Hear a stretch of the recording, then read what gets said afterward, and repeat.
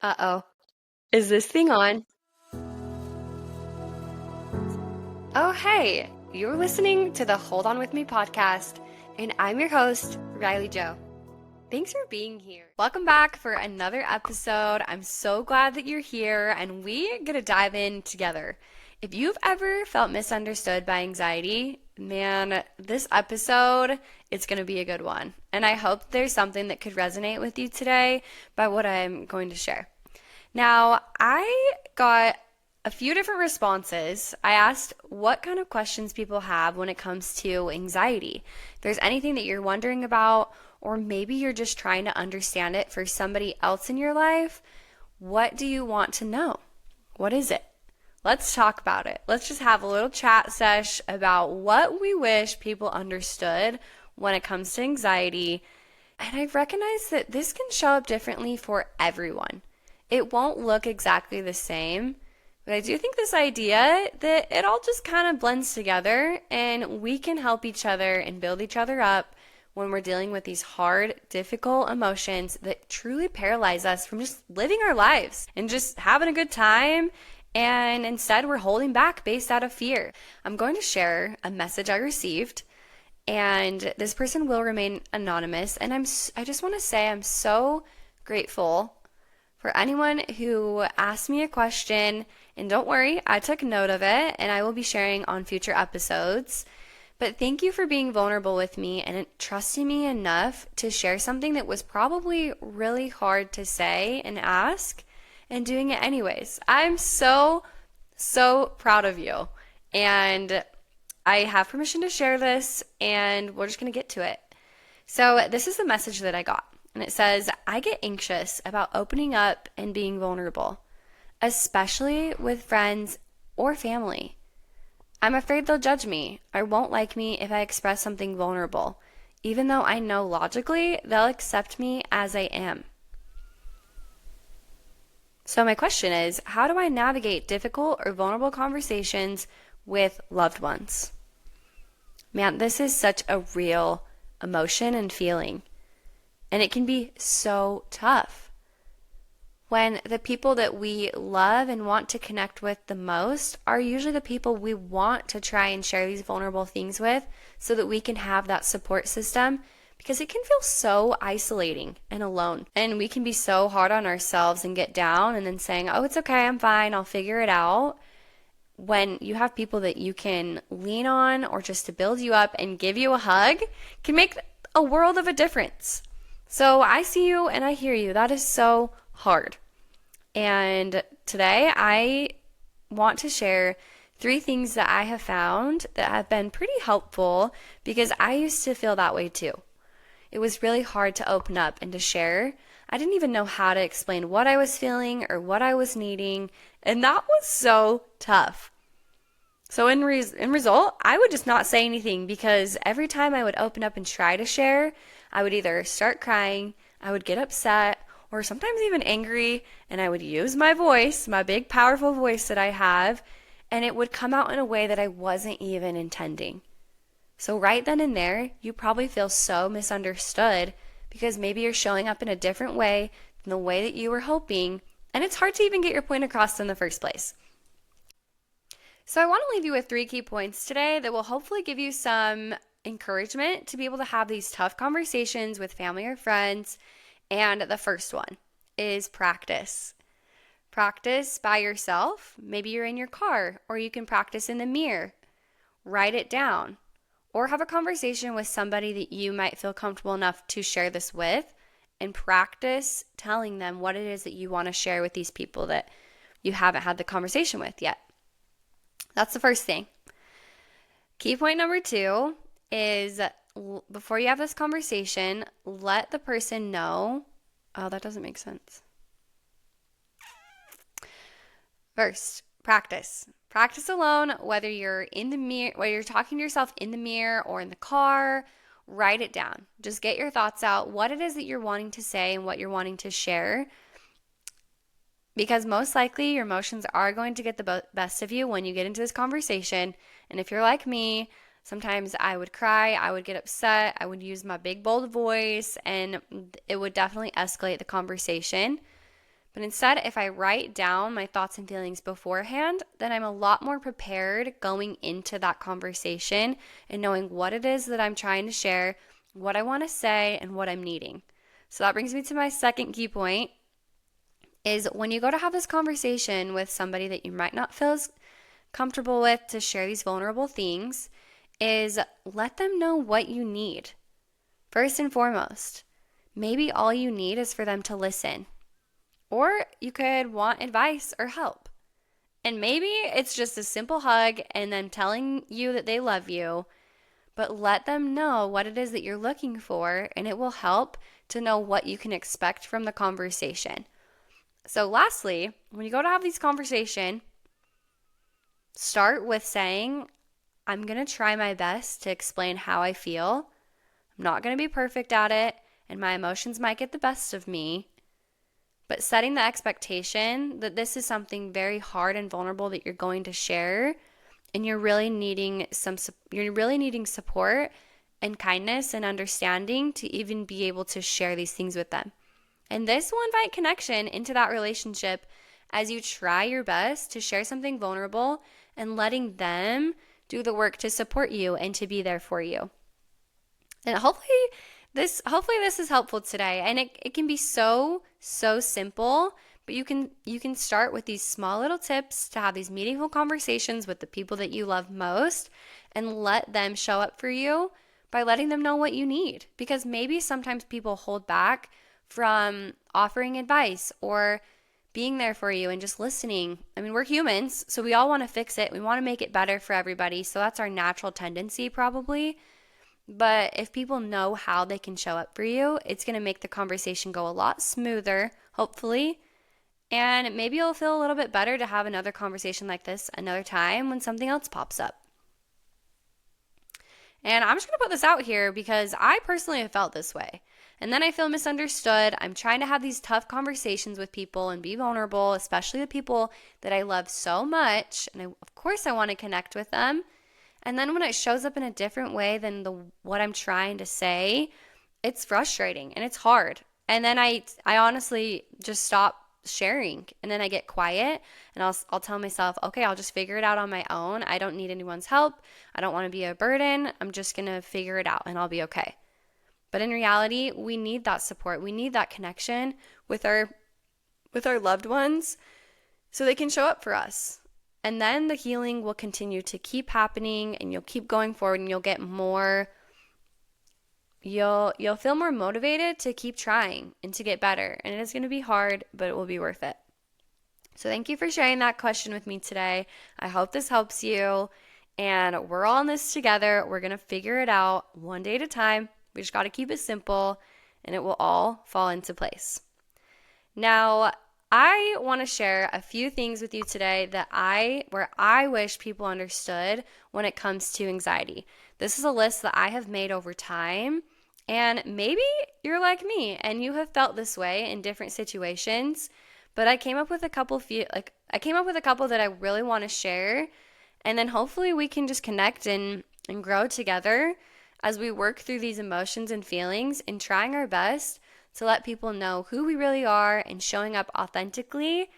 And people can understand that maybe sometimes when you're doing an action, it's because you're anxious and you're not doing it in a way that you would hope. But then we can let go of the fear of judgment, of showing up differently, or fear of people's reactions because we're just putting it out there. So the first, what I wish people understood about anxiety and what you see, kind of like what you versus what you don't see. So let's say someone says, oh, she's so skinny, or you look so skinny. But in my head, I'm seeing it as, well, I'm too anxious to eat anything because my emotions are felt heavily in my stomach. So it's really hard to keep eating food and to allow my body to absorb the nutrients because I'm so anxious and I have those emotions going on in my stomach. And it's hard to relax. Oh, she's so quiet. She must be judging. When on the other hand, maybe I'm just trying to think of a response or I'm worried about what to say. Again, this fear of what are people going to think of me? Am I going to say something that's embarrassing? I don't know. Or I don't even know what they're talking about, so I'm just going to keep quiet. When in reality, she's not even thinking anything about judging, but she's stuck in her own head trying to figure out what it is that she can say next. Next one. Oh, she cancels plans last minute. When, on the other hand, maybe you're just feeling overstimulated and you just need time to reset. But that came after you realized that you had already committed.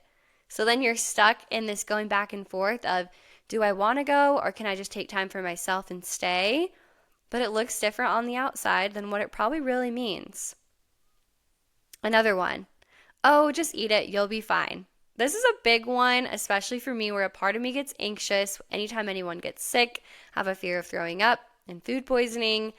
And when in reality, I'm just thinking deep down, but what if it makes me sick? And yeah, I don't feel fine, and it can be really hard because those emotions are so real. Another one that has shown up in previous relationships, it's, oh, you're different from when I first met you, which can be really tough to hear, especially when knowing on the other hand, you're just overthinking conversations and situations that it's harder to be present in. Kind of like what I've shared in different episodes where you might be experiencing all these new situations, meeting new people, and it's really hard to regulate your emotions and to feel comfortable enough.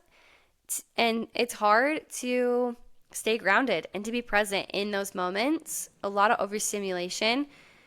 So it's just a real thing. When I know deep down, you're wanting to show up as your truest self and the way that you know you can show up, but probably these emotions are overtaking that, and there's a part of you who wants to control to keep yourself safe. Another one is, oh, she's always on her phone. When, on the other hand, maybe you're just trying to distract yourself from uncomfortable feelings, and it feels a lot easier to be scrolling through your phone and looking. It's definitely more of a distraction. So then you're not having to think about what is making you anxious in that moment, and you can take a step away from those hard feelings. I totally get that. I've been there, and it's a real thing. And then one last one that was really hard. This one showed up for me a long time ago, but sometimes even now. And I used to have a really hard time making eye contact with people. And so the question, is why doesn't she ever make eye contact very long? She struggles with conversations. When on the other hand, maybe she's more worried about what to say, or what are they looking at on my face? What are they thinking? Are they noticing all these bumps that she definitely noticed? And it's really hard to be present in a conversation. And so her eyes and her mind would just wander and look anywhere else, so she didn't have to focus on knowing that people were probably looking at what was on her face, which in reality, it wasn't. And bless my mom's heart, anytime that was going on, she would just say, oh, just smile. People will notice your smile. But on the other hand, that is still really hard when you might have a physical feature that you know is noticeable. You see it every day for yourself. And it's hard when you can see other people might be recognizing it. And they might not even have an opinion. They're most likely not even thinking anything. And my point in sharing all of that is there's always a reason for why people do the things that they do, or why they act a certain way, why they wear something that might look a little different, or they're showing up differently than the way that they had originally started to show up. There's always a reason. And there could be a part of you or a person that you love that gets anxious. And when that happens, when you start to get in your head, you overthink, it's a lot harder to come out of that. For me, I would get really shut down, and then I would just say, I don't know. I don't know what I'm thinking. I don't know what's going on. Because the emotions, it was almost like my emotions were on overload, and I truly didn't know what was happening. But in reality, I realized it was because in situations, I could see I was showing up differently than I wanted to, and then that was the thing that I got most anxious about, was when I wasn't able to show up in the way that I wanted. And that is so tough. You're not alone in this. I see you, and I totally get how frustrating it can be when we might be misunderstood by people based on what we're doing. And truly, I love something that my dad always says is we can give people grace right where they are, right here, right now. And I feel like that is such a word that I've gravitated to because I've had to give myself a lot of grace, especially when I've been in really anxious moments where I did something and I felt really silly. And I was so embarrassed. But it was because I was so in my head overthinking the conversation or the situation that it shut me down and I didn't even understand. I couldn't even see that what I was doing wasn't even me being authentic to myself. I remember there was this experience when I was living in Arizona and I was going to a Christmas party with a family that I was getting to know, and I overthought what I was going to wear for so long.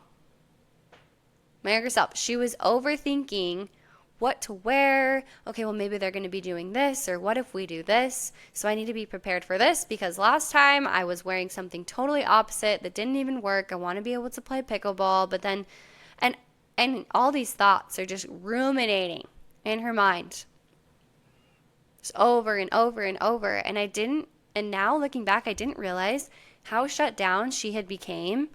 So she couldn't even think through on a realistic standpoint of what she would actually really want to wear.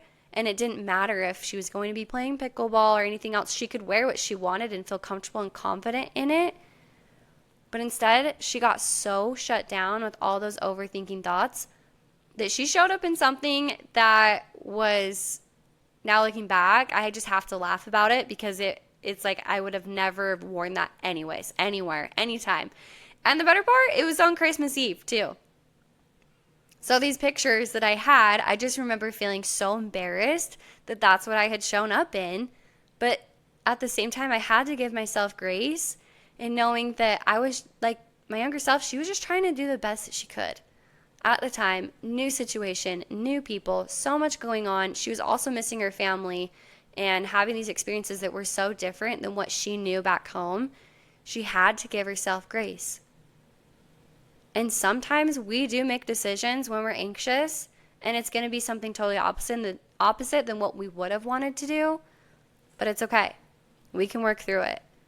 And there's hope, and healing comes as we start to recognize these emotions and thoughts, process them, write it out, and then you'll start to understand yourself more. And now for me, I know if I'm going to an event or let's say a situation where I know let's say it's like a couple weeks away, I'm going to prepare before then because when the time of the event actually comes, I know I'll be anxious and I'll have to work through those feelings and it will be a lot harder to think clearly in that moment. So now I know I plan out my outfits ahead of time, especially if I'm going on vacation. I will make sure that I'm planning out my outfits, making an effort to do it, even though I want to procrastinate, because I tend to do that too. But then traveling, or when you get to that point, it goes so much smoother because you can put your time and attention into meditating before the event, or writing out your thoughts, or talking to yourself to heal your mind and to process what's going on so you can prepare for that event or situation where you might feel a little more anxious, instead of worrying about all the other little things that probably really don't matter. And they're already taken care of. You thought about it before. But over time, I just hope you know that little by little, as you try to make little changes and do your best with simple actions, that's where the healing comes. It's not one big event. It's all the tiny efforts built up over time that they build on top of each other. And then one day you'll look back and you'll be so surprised at how much you have healed and how far you've come. Because you're starting to understand yourself better and you know what to prepare for, you know what to look for. And you can also let people know what's going on so then you can not feel so misunderstood and start feeling safe to open up and share things that are really hard. Because we need each other. We need people. We're human beings and we need that connection more than anything else in this world. So take it from a girl who gets it. I've been there. I am still going through the thick of it, but we got to try and do our best to keep going. And I promise it will get so much better and you'll be a lot happier and maybe you'll start feeling a little less misunderstood. Thanks for listening today. And I'm so excited to keep sharing more questions that I've received on future episodes. If there's something that sparked your mind today, please reach out and send me a message. I'd love to hear from you, and it's a safe space with me here. And I hope you always remember, it's you, me, God. We got this. Keep holding on with me.